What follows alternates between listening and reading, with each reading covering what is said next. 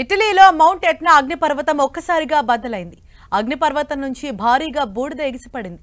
అక్కడే ఉన్న పర్యాటకులు ఒక్కసారిగా భయంతో పరుగులు తీశారు. పర్యాటకులను, సమీప గ్రామాల ప్రజలను సురక్షిత ప్రాంతాలకు తరలించినట్లు అధికారులు పేర్కొన్నారు. ప్రమాదకరమైన వాయువులు విడుదల అవుతుండటంతో ప్రజలంతా మాస్కులు ధరించి తగిన జాగ్రత్తలు తీసుకోవాలని సూచించారు. ఈ ఏడాది ఏప్రిల్లోనూ ఈ అగ్నిపర్వతం బద్దలైంది. దీనికి సంబంధించిన వీడియోలు ప్రస్తుతం సోషల్ మీడియాలో వైరల్ అవుతున్నాయి.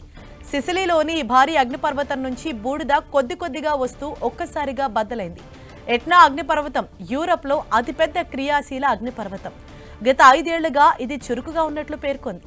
కొన్ని గంటలుగా అగ్నిపర్వతం నుంచి బూడిద ఎగిసిపడుతూనే ఉందని, ఇలాగే కొనసాగితే మరిన్ని విస్ఫోటనాలు సంభవించే ప్రమాదం ఉందని తెలుస్తోంది.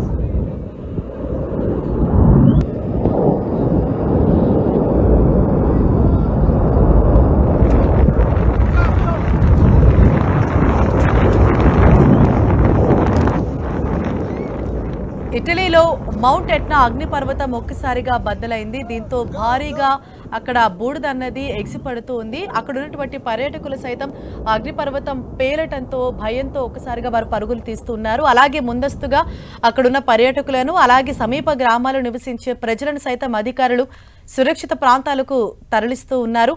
మరోవైపు ప్రజలందరూ మాస్కులు ఖచ్చితంగా ధరించాలి, బయటకు రావద్దంటూ ఇప్పటికే అక్కడున్న ప్రజలకు ఆదేశాలు సైతం జారీ చేశారు.